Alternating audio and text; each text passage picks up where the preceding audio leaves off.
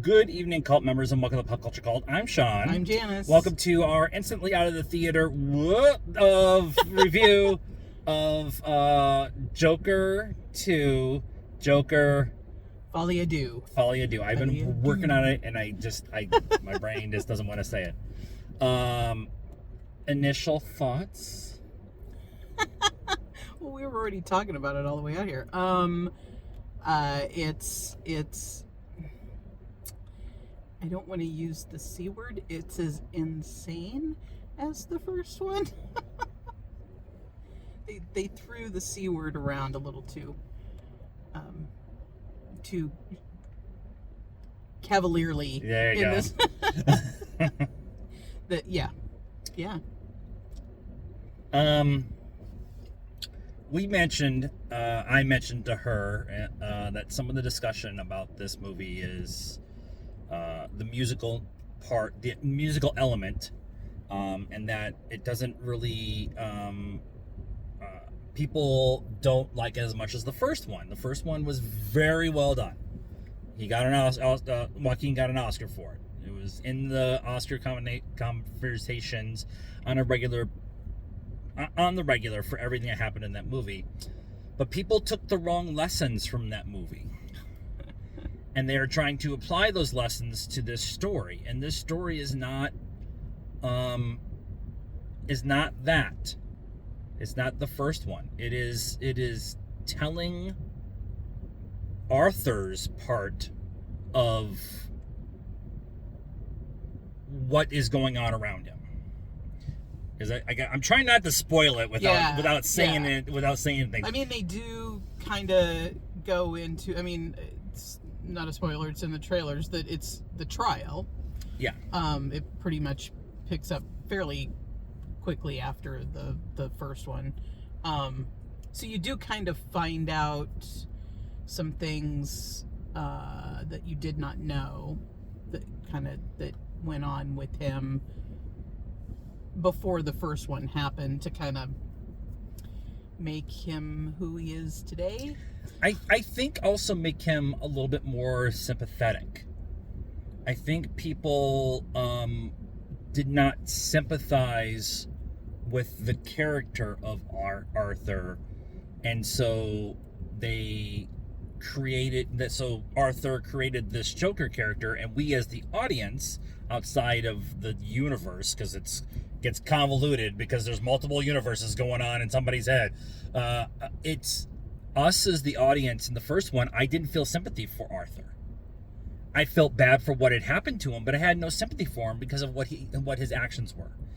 This one, I feel sympathy for him because of actions of everyone else around him, putting him in even a worse spot than he was before. Yeah, and it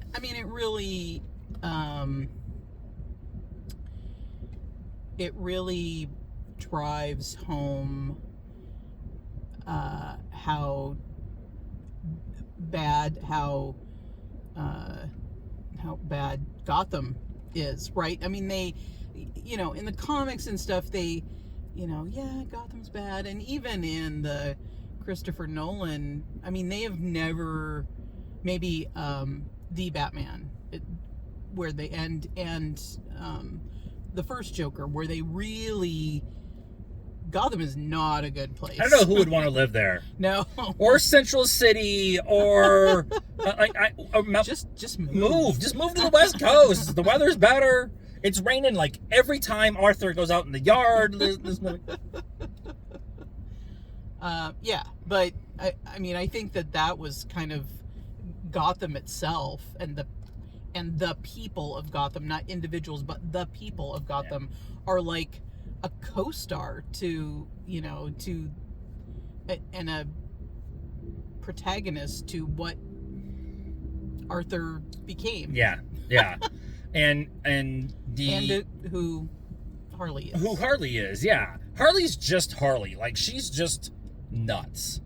But also is affected by everything that is going on around Arthur and Gotham and all that kind of stuff. I am not into musicals. It's just not my thing. I get why people love them. I love some of the music for musicals, but I don't typically like a quote-unquote musical play or movie or anything like that. I, however, do like it when they use music and song diegetically within the story. And I think with this one, they do that very, very well. Because it is all in Arthur's head. Not the whole movie. But a lot of the music is in Arthur's head. And so it is fantastical. Much of the first movie is him fantasizing about different things. This movie is that on 11. Because he's got Harley and her Harleyness and the trial and the stress of being this famous person because of his actions, and becomes worshipped as a god in the eyes of some people in Gotham. And so because of all of that, his fantasticalness turns into a song and dance routine. Yeah, it's his escapism. It's his escapism. And the words from the songs, like, kind all of... They make sense for what's he's feeling or whatever. And Lady Gaga is just goddamn. She has proved on multiple occasions that she is adept at acting and has a voice that will rattle cages. Good grief. Yep. Cinematography is amazing. The songs are amazing. I really like Todd Phillips' direction. I'd like to see him do another comedy. And they have all said this was it. They had one story they wanted to tell. They realized in the middle of that they had another story they wanted to tell. They were done. Joaquin is amazing in this. He will not get an Oscar nomination for it, but he is amazing in this. Score. 8.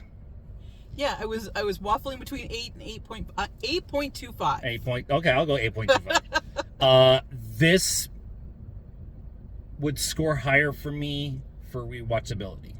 Yeah. And I just don't like the first one. I really like the first one.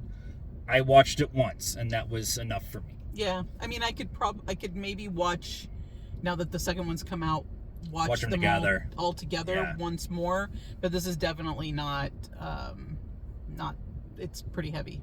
There's no post-credit scene. However, there is a huge Easter egg at the end, as it fades to black. Is it an Easter egg? 2. There's 2. There's one Easter egg with 2 sounds. Damn.